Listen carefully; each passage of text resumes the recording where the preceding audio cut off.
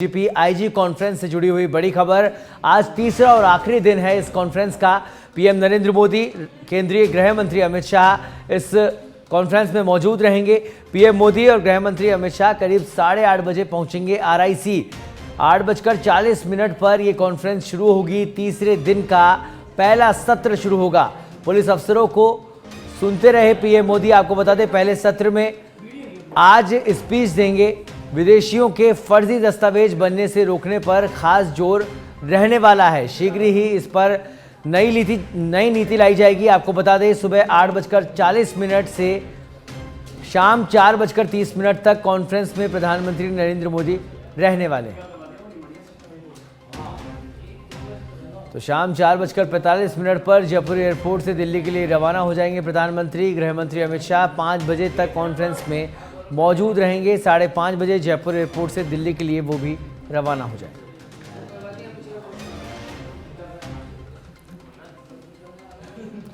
और इस खबर पर अधिक जानकारी के लिए हमारे साथ सीधे लाइव जुड़ चुके हैं आरआईसी से हमारे सहयोगी गौरव गौड़। गौरव, आरआईसी पर आज आप मौजूद हैं। तीसरा दिन, आखिरी दिन है। 2 सेशन होने वाले हैं। क्या कुछ तैयारियां आज की इस कॉन्फ्रेंस को लेकर, कौन कौन से सेशन होंगे, किस विषयों पर चर्चा की जाएगी?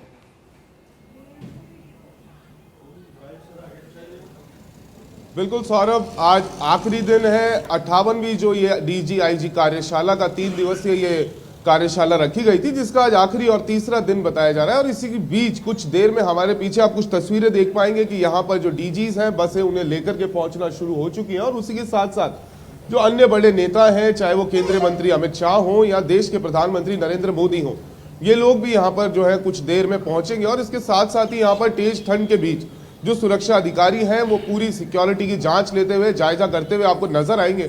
साथ ही जो आज का दिन है, आज का दिन काफी महत्वपूर्ण रहेगा, क्योंकि आज 2 कार्यशालाएं होनी है।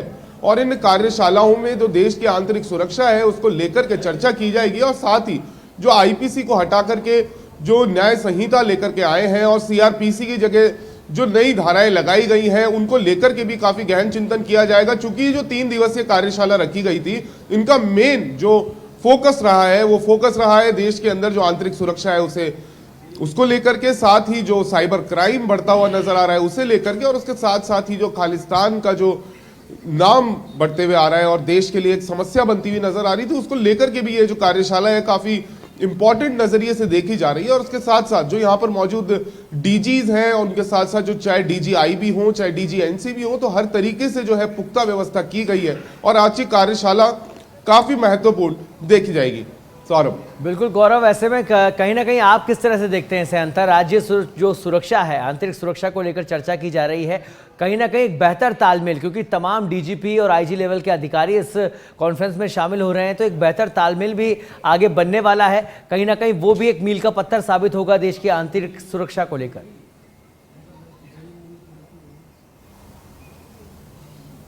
बिल्कुल सौरभ, अगर पूरे देश के जो आला अधिकारी हैं, जो डीजीज हैं, जो आईजीज हैं, वो जब एक जाजम पर बैठते हैं, एक टेबल पर बैठते हैं और सारी जो समस्याएं हैं, जो पॉइंट नोट किए गए और जिन पॉइंट को लेकर के कार्यशाला रखी गई है, उन कार्यशालाओं के चलते हुए ये काफी अहम है। और इसके साथ साथ ही जो अंडरस्टैंडिंग है वो भी बढ़ती नजर आती है, चूंकि अलग अलग स्टेट्स हैं और भारत जो है काफी बड़ा जो एक देश है, जिसके अंदर आप देख पाएंगे कि हर तरह की ऋतु है, हर तरह का मौसम है। उसी प्रकार से यहाँ पर जो जियोग्राफिकल डिस्टेंसेस हैं उनको भी कम करने में जो है इसमें मदद मिलती है, क्योंकि जो अधिकारी हैं जब वो एक दूसरे के साथ बैठते हैं और एक टेबल पर सारी चीजें शेयर करते हैं, तो उसका रिजल्ट जल्दी देखने को मिल सकता है सौरभ। और उसके साथ साथ जो आंतरिक सुरक्षा है, और इस समय में अगर मैं अपना नजरिया आपसे शेयर करूं सौरभ, तो ऐसे में जो टेक्नोलॉजिकल एडवांसमेंट है उनको लेकर के भी ये जो कार्यशाला है काफी अहम रहेगी।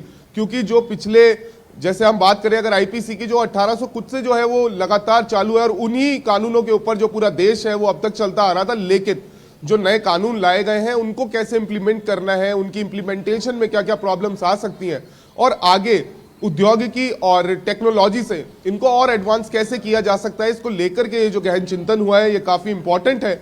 और इंपॉर्टेंट होने के साथ साथ ही इनका जो रिजल्ट है जब वो निकल करके आएगा तो देश का भविष्य जो है वो काफी सुनहरा नजर आएगा। और उसके साथ साथ विकास के अंदर जो गति है विकास की भारत देश की, वो भी काफी तेज होती नजर आएगी। क्योंकि देखिए सौरभ, अगर हम बात करते हैं सिक्योरिटी की, आंतरिक सुरक्षा की, या बाहर जो विदेशी ताकतें हैं उनसे अपने देश को बचाने की, तो विकास को रोकने का ये बहुत बड़ा काम किया जाता है इन चीजों के द्वारा। जो बाहर की ताकतें हैं वो ऐसा काम करती नजर आती है, लेकिन जब विकास की ओर भारत अग्रसर है और प्रधानमंत्री नरेंद्र मोदी जो है लगातार इस चीज को लेकर के सक्रिय है कि देश के अंदर किसी भी तरह की ऐसी समस्या खड़ी ना हो, तो इस लिहाजे से भी ये जो बैठक है, ये जो कार्यशाला है, ये काफी इंपॉर्टेंट नजर आ रही है। सौरभ, बिल्कुल गौरव, और कहीं ना कहीं महती भूमिका इस कॉन्फ्रेंस की रहेगी, एक बड़ा कदम है। और राजस्थान, सबसे बड़ी गर्व की बात है कि राजस्थान में इतना बड़ा आयोजन हो रहा है। हमारे साथ अमित भी जुड़ चुके हैं, हमारे सहयोगी, जो कि लगातार नजरें बनाए हुए हैं, 3 दिन से कवरेज और जनता को एक एक अपडेट इस कॉन्फ्रेंस के बारे में दे रहे हैं।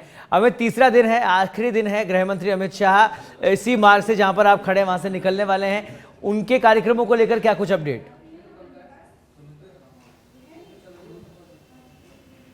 जी बिल्कुल सौरभ, गृह मंत्री अमित शाह यहाँ से कुछ ही देर में निकलने वाले हैं। आगे सहकार मार्ग पे चंबल गेस्ट हाउस में गृह मंत्री अमित शाह रुके हुए हैं। पिछले 3 दिन से आज भी इस जो DGIG कॉन्फ्रेंस है, इसका आज तीसरा दिन है। तीसरे दिन की आज जो अंतिम शाम में 4 बजे के करीब जो इसका समापन सत्र होगा, उससे पहले लगातार अलग अलग सत्रों पर चर्चा होगी। इस विषय, ये जो कॉन्फ्रेंस है, ये पिछले 2 दिन से कॉन्फ्रेंस चल रही है। इसमें अलग अलग विषयों पर जो अलग अलग सत्र हुए हैं। कल जैसे बताया जा रहा है कि कल 4 सत्र पूरे रहे हैं। इसमें नक्सलाइट अपने आप में एक बहुत बड़ा जो मुद्दा है, इसको लेकर के सत्र रहा है, जिसमें अमित शाह का खुद का संबोधन रहा है। करीब 10 से 12 मिनट, करीब 40 मिनट के करीब अमित शाह ने इसको संबोधित किया, इस पूरे सत्र को, जिसमें नक्सलवाद जो अपने आप में एक बहुत बड़ा मुद्दा राजस्थान की सुरक्षा को ध्यान में रखते हुए बनता है, तो वो उस विषय पर अमित शाह ने बोला। इसके बाद में करीब 2:30 बजे के करीब प्रधानमंत्री नरेंद्र मोदी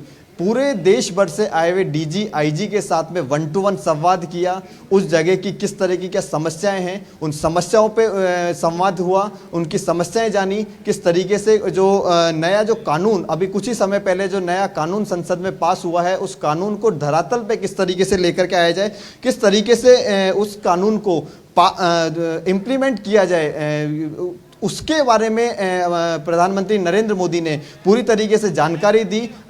एक रूट मैप जो अगले 1 साल के लिए आंतरिक सुरक्षा के लिए भारत की जो एक रूट मैप होता है, उस रूट मैप को सभी DGIG और इसके अलावा जितने भी भारत की सिक्योरिटी एजेंसी हैं, उनके जो प्रमुख यहाँ पर पहुंचे हुए हैं, उन सभी से इस बारे में चर्चा की। सौरभ, एक बात हम बताना चाहेंगे कि इस कल जो बात हुई, कल जो कॉन्फ्रेंस रही, कल जो अलग अलग सत्र हुए, उनमें एक प्रमुख विषय साइबर सिक्योरिटी अपने आप में एक बहुत प्रमुख विषय हो जाता है, बहुत प्रमुख मुद्दा हो जाता है। लगातार जिस तरीके से हम घर बैठे हैं और हमारे फोन में अगर एक मैसेज आता है कि आपके अकाउंट से इतने पैसा निकल गया है, तो वो अपने आप में एक बहुत बड़ा मुद्दा है। और इस तरीके के लगातार साइबर सिक्योरिटी, सिर्फ यही नहीं, वेबसाइट्स हैक हो जाती हैं, गृह मंत्रालय की वेबसाइट हैक हो जाती है, दूसरे डिपार्टमेंट्स की वेबसाइट हैक हो जाती है। इसके अलावा एक डीप फेक अपने आप में जो एक है बहुत बड़ा मुद्दा है। डीप फेक का जो हमारे दर्शकों को समझाने के लिए बताएंगे कि आवाज़ किसी दूसरे व्यक्ति की है, फोटो किसी तीसरे व्यक्ति की है, और वो इस तरह की एक पूरा बना करके एक फेक वीडियो बना करके और उसे प्रचारित किया जा सकता है, किसी की मानहानि के लिए प्रचारित किया जा सकता है। और इस सुरक्षा के लिए, आंतरिक सुरक्षा को ध्यान में रखते हुए अपने आप में एक बहुत बड़ा मुद्दा है। तो इस डीप फेक को से किस तरीके से निपटा जाए, इस पे अपने आप में एक बहुत बड़ी चर्चा कल जो करीब 2 से 3 घंटे तक इस विषय पर, साइबर सिक्योरिटी विषय पर जो चर्चा हुई, उसमें देश भर से और अलग अलग साइबर एक्सपर्ट आए, जिन्होंने DGIG कॉन्फ्रेंस में और जो दूसरी सुरक्षा एजेंसीज के जो प्रमुख यहाँ पर आए हुए हैं, उनके सामने अपने विचार रखे, उनके सामने इस समस्या से किस तरीके से निपटा जा सकता है, इसके बारे में विचार रखे। तो सौरभ, जिस तरीके से ये पिछले 3 दिन, आज तीसरा दिन है, पिछले 2 दिन से लगातार जो ये कॉन्फ्रेंस चल रही है, ये हम बिल्कुल माना जा सकता है कि एक रूट मैप है कि अगले 1 साल तक भारत की सिक्योरिटी किस तरह की रहने वाली है, क्या क्या कुछ जो मुद्दे हैं जो अभी तक अछूते रहे हैं, या पिछले 1 साल में क्या कुछ दिक्कतें सामने आई है सिक्योरिटी एजेंसीज के सामने, पुलिस प्रशासन के सामने, तो उन सभी मुद्दों पर बात करना और अगले 1 साल तक उन पर ध्यान केंद्रित करके किस तरीके से उनका निपटारा किया जाए, इस पे जो कंसंट्रेशन रहा, प्रमुख तौर पर वो ये अपने आप में एक बड़ा मुद्दा जो अब तक 2 दिनों की कॉन्फ्रेंस में भी रहा और आज भी जो रहने वाला है, ये सारा का सारा जो एक मोटे मोटे तौर पर अगर हम माना जाए तो इन मुद्दों पर जो है वो चर्चा हुई। जी सौरभ। बिल्कुल अमित, और कहीं ना कहीं एक बड़ा मैसेज भी यहाँ पर प्रधानमंत्री ने दिया। और जब बात आंतरिक सुरक्षा की बात हो रही है और मुझे लगता है कि जब ये कॉन्फ्रेंस आयोजित हुई तो शायद पहला मौका उन तमाम डीजी और आईजी के बीच में होगा जब प्रधानमंत्री खुद उनसे 1-to-1 संवाद कर रहे होंगे, क्योंकि पहले ऐसा कभी होता नहीं है। शायद जिंदगी में किसी के पहली बार हो रहा होगा कि प्रधानमंत्री खुद आए हैं और किसी डीजीपी से या आईजी से बात कर रहे हैं, तो एक अलग तरह का अनुभव और कहीं ना कहीं विश्वास जगता है जब आप टीम के मुखिया हैं और जब टीम का मुखिया इतनी सतर्कता से और इतने आत्मीयता से लोगों से मिलता है, समस्याएं जानता है और समाधान की बात हो रही होती है, तो कहीं ना कहीं एक संबल लोगों को, उनकी टीम को मिलता हुआ दिखाई देता है। वो क्या कुछ तस्वीरें कल की मैं आपसे जानना चाहूंगा, क्योंकि कल 1-to-1 संवाद हुआ प्रधानमंत्री का और तमाम डीजीपी और आईजीज का।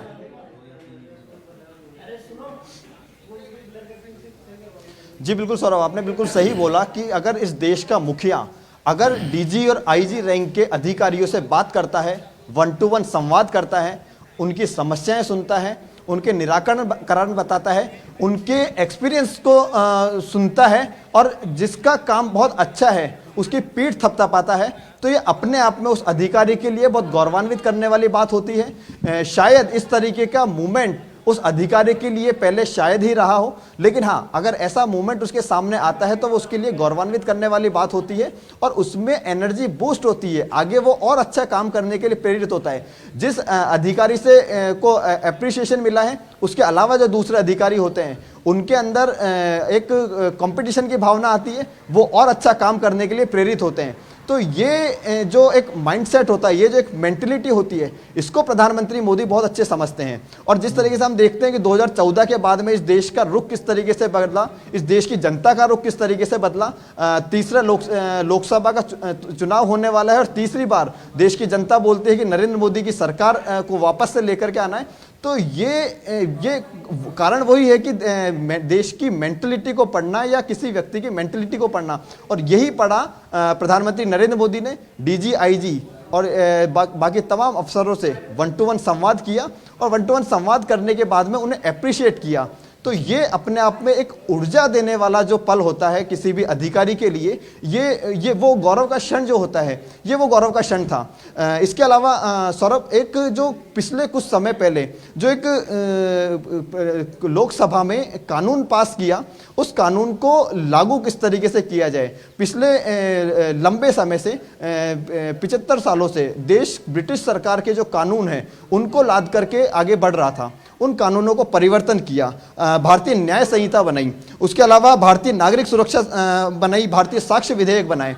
तो इन विधेयक को किस तरीके से पारित किया जाए, किस तरीके से लागू किया जाए, पारित हो गया, लागू किस तरीके से किया जाए। एक बड़ी खबर इस कल के जो सेशंस रहे उसके बाद में एक सामने आई कि सबसे पहले इन एक्ट्स को चंडीगढ़ में लागू किया जाएगा। चंडीगढ़ में इसका ट्रायल होगा। चंडीगढ़ को इसलिए चुना है सौरभ क्योंकि चंडीगढ़ में जो ये एफआईआर और डिजिटलाइजेशन की जो हम बात करते हैं वो वहाँ पर पुख्ता तौर पे हो रखा है। तो वहाँ इन कानूनों को लागू करना अपने आप में एक बहुत इजी प्रोसेस होगा। तो इसलिए सबसे पहले चंडीगढ़ में इसका ट्रायल होगा। ट्रायल होने के बाद में फिर इसे पूरे देश में लागू किया जाएगा। चंडीगढ़ में देखा जाएगा कि किस तरीके से क्या क्या कुछ समस्याएं रहती है, क्या कुछ समस्याएं सामने आती हैं, उन समस्याओं को किस तरीके से निपटा जा सकता है।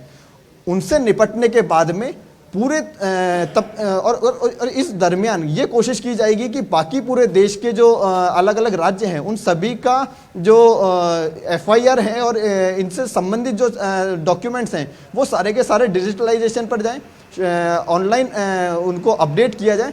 उसके बाद में इसको पूरे देश में लागू किया जाएगा और जो और इस पूरे काम में बहुत ज़्यादा लंबा समय भी नहीं लगेगा सौरभ। जिस तरीके से कल और इन पिछले तीन दिनों में जो चर्चा हो रही है उसमें ये बिल्कुल मोटे मोटे तौर पर माना जा सकता है कि अगले 1 साल के अंदर अंदर ये जो नया कानून लोकसभा में पास किया था ये कानून देश में लागू हो जाएगा। तो ये अपने आप में एक बड़ी बात है कि सिर्फ कानून पास करना वहाँ तक नहीं, उसको जमीन पर किस तरीके से उतारा जाए इसका ध्यान जो केंद्रीय नेतृत्व है, जो देश के गृह मंत्री हैं, जो NSA अजीत डोभाल हैं, इनका जो विजन है, इनका विजन उस तरफ है कि इसको लागू किस तरीके से किया जाए और बहुत सेफ्टी के साथ लागू किया जाए। कल से हम हमारे दर्शकों को एक बात बता रहे हैं सौरभ, मैं वापस से एक बार बताना चाहूंगा कि इस कानून में एकमात्र एक एक्ट को उठा करके पिछले कुछ दिनों में जो देश ने देखा कि लोग जो ड्राइवर्स हैं उन्होंने चक्का जाम कर दिया था।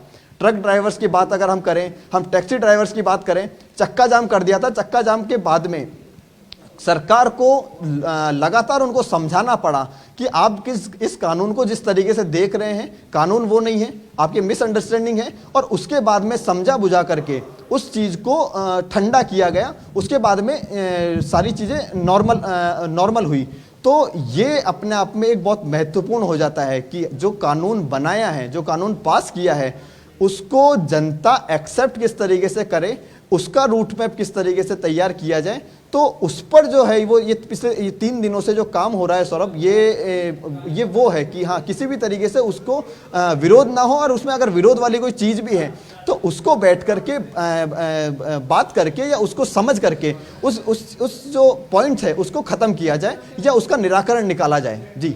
जी बिल्कुल, बहुत महत्वपूर्ण हो जाता है क्योंकि इम्प्लीमेंटेशन ही ज़रूरी है। जब आप मंथन कर लेते हैं, चर्चाएं हो जाती है, उसके बाद अगर इम्प्लीमेंटेशन नहीं होता सही रूप से, धरातल पर चीज़ें नहीं आती है, तो कहीं ना कहीं धता सा सब कुछ साबित हो जाता है। ऐसे में इम्प्लीमेंटेशन पर जोर है प्रधानमंत्री का भी और गृह मंत्री का भी। गौरव, 3 दिन से लगातार आप भी, आज आखिरी दिन है और लगातार पल पल की खबरें, पल पल का अपडेट इस कॉन्फ्रेंस को लेकर दे रहे हैं। आज NSA अजीत डोभाल जो है वो इंटरेक्शन करने वाले हैं, उनका भी आज उद्बोधन होने वाला है। आप किस तरह से उनकी अपीयरेंस को देख पा रहे हैं?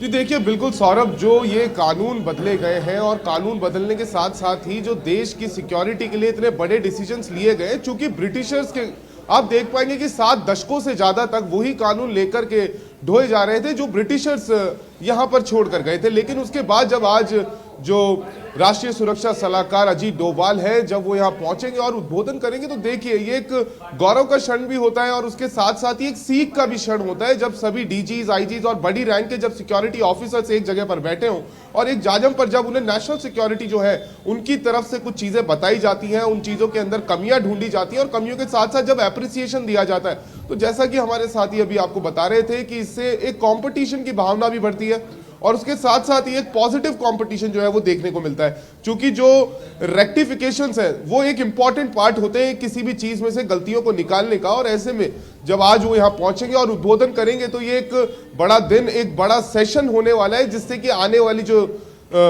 वाला जो टाइम है उसको एक नया दशा और एक नई दिशा जो है वो दोनों देखने को मिलेगी। क्योंकि ये जो कानून है उनको लेकर के ही ये सबसे बड़ी बात सामने आ रही थी और जैसा कि अमित ने अभी आपको बताया कि चंडीगढ़ से इस चीज को स्टार्ट भी किया जाना है। तो ऐसे में आज का जो सेशन रहेगा जो अजीत डोभाल खुद यहाँ पर अटेंड करेंगे और लोगों को बताएंगे इस बारे में, तो ऐसे में जो डीजीज और आईजीज हैं वो भी काफी कुछ जो है अपनी बातें शेयर करते हुए नजर आएंगे। और उसके साथ साथ जो इम्प्लीमेंटेशन है, जो सबसे बड़ा टास्क है आज की तारीख में हमारे देश के लिए, तो उस चीज के अंदर भी ये काफी महत्वपूर्ण होने वाला है, हेल्पफुल होने वाला है। और उसके साथ साथ पूरे देश के अंदर जो एकता है, जो अखंडता है, उसको बनाने में भी ये चीज काफी आगे तक काम आ सकती है। सौरभ, देखिए कि अगर फिजिकली कहीं कोई क्राइम होता है तो देश की जो पुलिस है, जो केंद्रीय सुरक्षा एजेंसी है, चाहे वो स्टेट की सुरक्षा एजेंसियां हो, वो अपने आप में काबिल है कि वो किसी भी अपराध को रोक सके। लेकिन जैसा कि आप जान रहे हैं कि ये साइबर क्राइम से जुड़ी बातें हैं, चाहे वो AI को लेकर के हो, चाहे वो डीप फेक को लेकर के हो, या फिर जो क्राइम ऐसे हैं जिसके अंदर फिजिकली आदमी मौजूद नहीं है लेकिन वो कुछ बड़ा क्राइम जो है कर जाता है। तो ऐसे में जो टेक्नोलॉजी है, जो औद्योगिकी है, उसको लेकर के भी आज काफी कुछ बातें की जा सकती है, जिसके अंदर जो नेशनल सिक्योरिटी है वो सबसे अहम रहेगी, सबसे ऊपर रहेगी। क्योंकि जब तक देश सुरक्षित नहीं है, जब तक हमारी सुरक्षा किसी मायने की नहीं, किसी मतलब की नहीं होती है सौरभ। और ऐसे में जो इंपॉर्टेंट चीजें हैं, जो बारीकियां हैं इस फील्ड की, जब वो खुद देश के राष्ट्रीय सुरक्षा सलाहकार अजीत डोभाल शेयर करेंगे, तो ये भी एक बहुत बड़ा दिन होने वाला है आज का। और आज की कार्यशालाओं को लेकर के, क्योंकि कल जो पिछले 2 दिवसीय कार्यशालाएं चली है, इसके अंदर काफी बड़ी और काफी महत्वपूर्ण बातें निकल करके बाहर आई है, चाहे वो कानूनों से लेकर के हो, कानूनों को इम्प्लीमेंट करने को लेकर के हो, या फिर धरातल के ऊपर क्या समस्याएं अब तक जो है आम लोग फेस कर रहे थे, उनको किस तरीके से इरेडिकेट किया जाए, खत्म किया जाए। चूंकि कुछ धाराएं हटा दी गई हैं, कुछ नए कानून जो है जोड़ दिए गए, कुछ नए क्राइम्स जोड़ दिए गए, साक्ष्य को लेकर के भी, जो एविडेंस है उसको लेकर के भी। तो ये जो बारीकियां हैं सौरभ, ये बारीकियां आने वाले समय में भारत को काफी मजबूत करती हुई नजर आएंगी। और ये जो छोटे छोटे लूप होल्स हैं, इनसे जीत पाना एक बड़ी चुनौती जो है पिछले 7 दशकों से भारत के लिए बनी हुई थी। लेकिन अब जो आने वाला समय है वो भारत के लिए काफी अच्छा होने वाला है, क्योंकि हम फाइनेंशियली काफी अच्छा ग्रो कर रहे हैं, हम इंडस्ट्रियली काफी अच्छा ग्रो कर रहे हैं। पूरा देश, पूरे विश्व के अंदर आप देख पाएंगे कि भारत जो है एक मैन्युफैक्चरिंग देश के रूप में उभरता हुआ नजर आ रहा है। लेकिन जब इन सब चीजों के साथ साथ हमारी सिक्योरिटी के साथ ही अगर हम कॉम्प्रोमाइज कर लेंगे तो फिर वो देश किस तरीके से आगे बढ़ता है। सौरभ, ऐसे कई एग्जाम्पल इस दुनिया में सेट हुए हैं, कई ऐसे बड़े बड़े देश जहां पर सब कुछ अच्छा चल रहा है, लेकिन आंतरिक सुरक्षा को लेकर के या सिक्योरिटी के अंदर कुछ ऐसे कॉम्प्रोमाइज करने की वजह से आज उन देशों का जो पतन हुआ है। तो हो सकता है कि इस चीज को लेकर के भी प्रधानमंत्री नरेंद्र मोदी हो, चाहे अमित शाह हो, चाहे एनएसए हो, अजीत डोभाल, तो ये काफी सक्रिय है। और जब एक जाजम पर सब लोग बैठेंगे और ऐसी बात की जाएगी तो देश का भविष्य सुनहरा होना तय है। सौरभ, तमाम सुरक्षा व्यवस्था की जा रही है और आपको बता दें कि आज तीसरा और आखिरी दिन है। आज 2 सेशन आयोजित किए जाएंगे। देश की आंतरिक और बाह्य सुरक्षा को के मद्देनजर विषयों पर चर्चा की जाएगी और एक बड़ा इनिशिएटिव केंद्र सरकार का कहा जा सकता है, जिसके चलते देश की आंतरिक और बाह्य सुरक्षा को किस तरह से सुनिश्चित किया जाए। जो एक नेटवर्किंग है, आपसी नेटवर्किंग, आपसी तालमेल, अंतर्राज्यीय तालमेल किस तरह से सुधारा जाए, उसको लेकर एक सशक्त कदम और एक अच्छी पहल कही जा सकती है। बड़ा आयोजन राजस्थान कर रहा है। 3 दिवसीय यह आयोजन है। प्रधानमंत्री नरेंद्र मोदी खुद, गृह मंत्री अमित शाह, एनएसए 3 दिन तक राजस्थान की धरती पर रुके और यहां पर चिंतन किया गया देश की आंतरिक सुरक्षा को लेकर। लगातार सच बेधड़क पर आपने हर तस्वीर को देखा। सबसे पहले सबसे सटीक कवरेज आपने सच बेधड़क पर देखा। तमाम तस्वीरें देखी जब गृह मंत्री अमित शाह इस कॉन्फ्रेंस में पहुंचे और तमाम जानकारियां आपको हमने दी कि किस तरह से 1-to-1 संवाद प्रधानमंत्री नरेंद्र मोदी ने तमाम डीजीपी, आईजी से किया। और कहीं ना कहीं एक बड़ा संबल टीम को मिलता है जब देश का मुखिया सीधे कॉन्फ्रेंस में पहुंचता है और डीजी, आईजी लेवल के अधिकारियों से सीधे संवाद करता है। 1-to-1 क्या कुछ समस्या है, क्योंकि देश की भौगोलिक स्थितियां, क्षेत्रीय जो स्थितियां हैं वो अलग अलग है, तो हर जगह की जो समस्याएं, हर राज्य की जो समस्याएं वो भी अलग अलग होती है। ऐसे में जो पुलिस के मुखिया हैं, डीजीपी हैं, उनसे सीधे तौर पर संवाद प्रधानमंत्री करते हुए दिखाई दिए। उन्होंने उनकी समस्याएं जानी और किस राज्य में किस तरह की समस्या है और उसका समाधान क्या मिलजुल कर निकाला जा सकता है, इस पर खास फोकस रहा। तो कहीं ना कहीं एक बड़ा कार्यक्रम और एक सशक्त कदम देश की आंतरिक सुरक्षा को मजबूत करने की दिशा में ये कॉन्फ्रेंस है। और आगामी दिनों में साबित भी होगा कि इस कॉन्फ्रेंस के माध्यम से देश की सुरक्षा व्यवस्था को किस तरह से पुख्ता बनाया जाता है। तो हमने पल पल की आप तस्वीरें देख रहे हैं डीजीपी आईजी कॉन्फ्रेंस की और हर एक जानकारी सच बेधड़क पर सबसे पहले आपको मिल पा रही है। इस कॉन्फ्रेंस से जुड़ी हुई न्यूक्लियर बायोलॉजिकल इंसिडेंट्स में रेस्पॉन्स एआई एक बड़ा विषय रहा, जिस पर चर्चा की गई। साइबर क्राइम, पुलिस मैनेजमेंट में प्रौद्योगिकी, ये विषय जिस पर सेशन चला पूरा। आतंकवादी विरोधी चुनौतियां और वामपंथी उग्रवाद, इस पर चर्चा की गई। जेल सुधार, आंतरिक सुरक्षा मुद्दों पर चर्चा की गई। तस्वीरें दिखा रहे हैं हम आरआईसी के अंदर डीजीआईजी कॉन्फ्रेंस का आयोजन हो रहा है। आज गृह मंत्री अमित शाह, प्रधानमंत्री नरेंद्र मोदी इस कॉन्फ्रेंस में मौजूद होंगे। एनएसए अजीत डोभाल भी इस कॉन्फ्रेंस में मौजूद होंगे और कुछ ही देर बाद गृह मंत्री का काफिला यहां से निकलेगा और सीधे आरआईसी पहुंचेगा, जहां पर तमाम डीजीआईजी इस समय कॉन्फ्रेंस में मौजूद है। पूरे देश से लगभग 72 डीजीआईजी इस कॉन्फ्रेंस में शिरकत करने के लिए यहां पर पहुंचे हैं और देश की आंतरिक सुरक्षा को किस तरह से मजबूत बनाया जाए, बाह्य सुरक्षा को किस तरह से मजबूत बनाया जाए, उस पर इस कॉन्फ्रेंस के माध्यम से चर्चा की जा रही है, मंथन किया जा रहा है। और सबसे बड़ा जोर इसी बात पर दिया जा रहा है कि जो भी परिवर्तन अब होंगे सुरक्षा के मद्देनजर, उनको धरातल पर उतारा जाए, उनका इम्प्लीमेंटेशन किया जाए और उसके बाद उसका क्या कुछ प्रभाव देश में देखने को मिलेगा, ये आगे देखने वाली बात होगी। फिलहाल काफिला निकल रहा है गृह मंत्री अमित शाह का, जो कि आरआईसी पहुंच रहे हैं। कुछ ही देर बाद कॉन्फ्रेंस में शिरकत करेंगे, संवाद करेंगे डीजीआईजी से। आज एनएसए अजीत डोभाल भी अपना उद्बोधन देने वाले हैं आंतरिक सुरक्षा को लेकर। कई सारे मुद्दे आपको बता दें इस कॉन्फ्रेंस में चर्चा किए गए। आरआईसी में 3 दिवसीय कॉन्फ्रेंस का आयोजन हुआ। तीसरा और आखिरी दिन आज है। प्रधानमंत्री, गृह मंत्री, एनएसए तीनों लोग मौजूद होंगे। शाम तक रुकने का कार्यक्रम है इस कॉन्फ्रेंस के अंदर। एक्सक्लूसिव तस्वीरें हम आपको इस समय दिखा रहे हैं जयपुर से सीधे लाइव।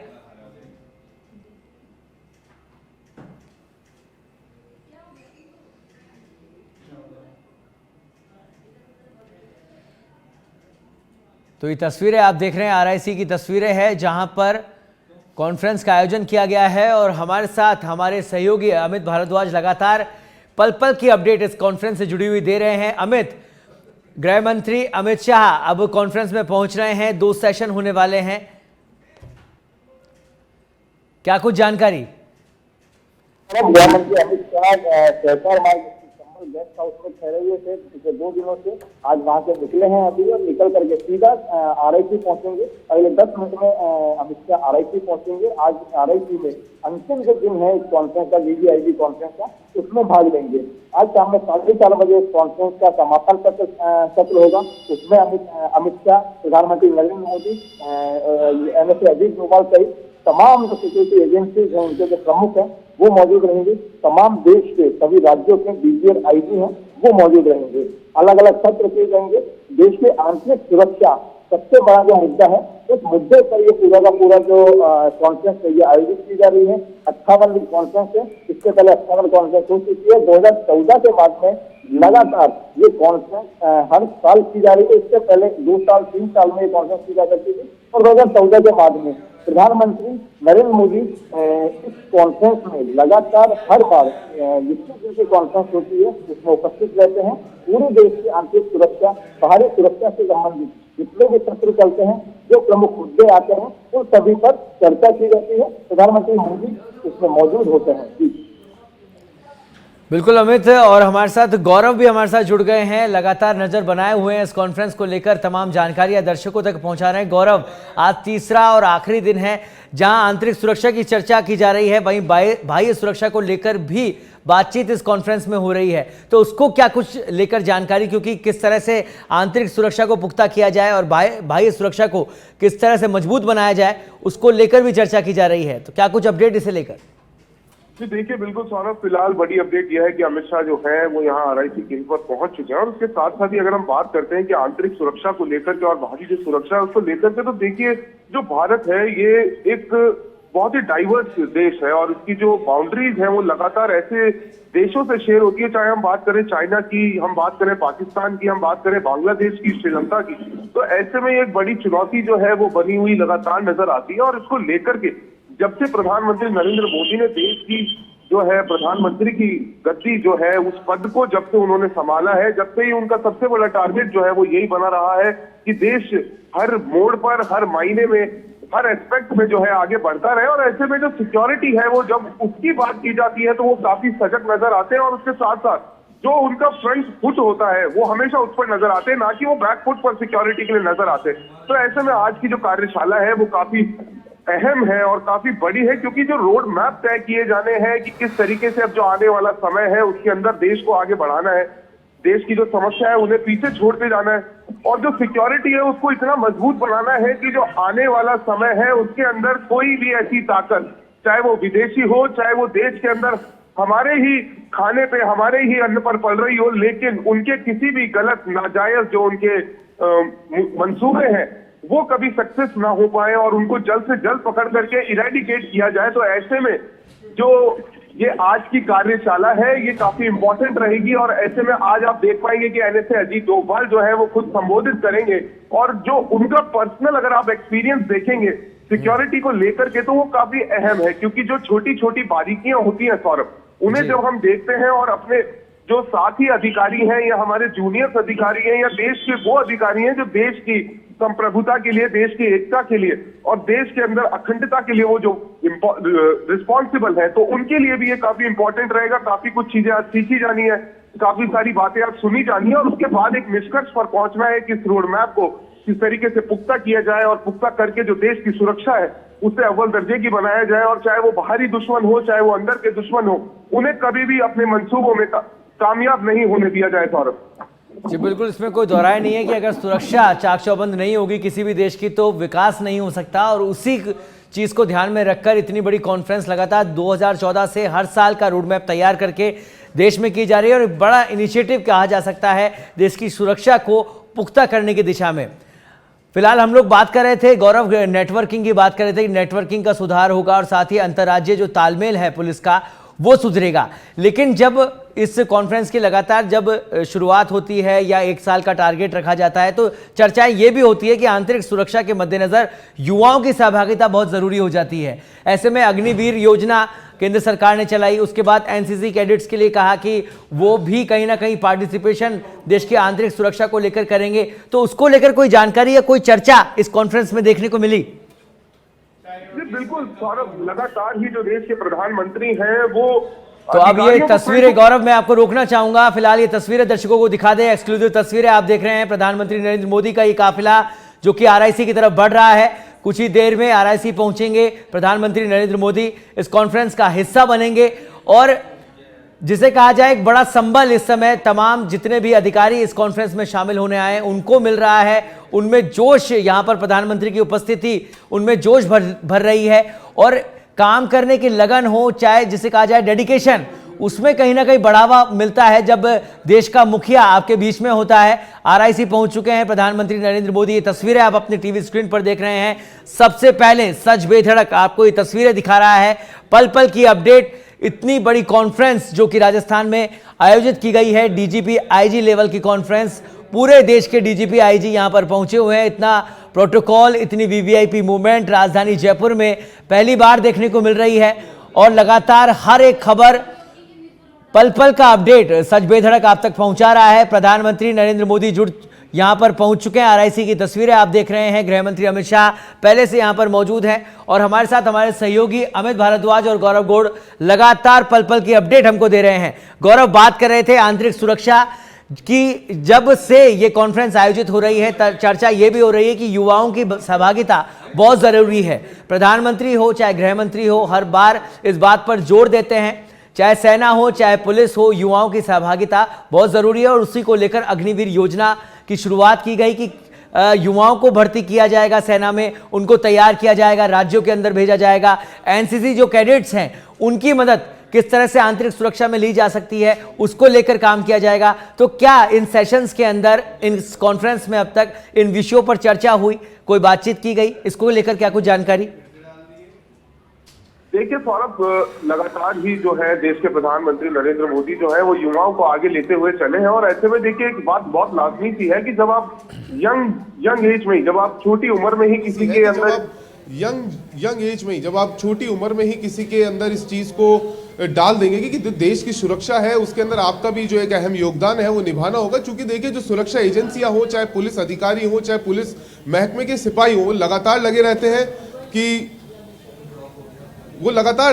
कि जो सुरक्षा है उसके अंदर बिल्कुल। और यही बात कही भी जाती है कि जिस शिक्षा के अंदर, जिस सीख के अंदर अगर राष्ट्रीय सर्वोपरि नहीं है तो वो देश उन्नति नहीं कर सकता। बहुत बहुत धन्यवाद आप दोनों का हमारे साथ जानकारी साझा करने के लिए।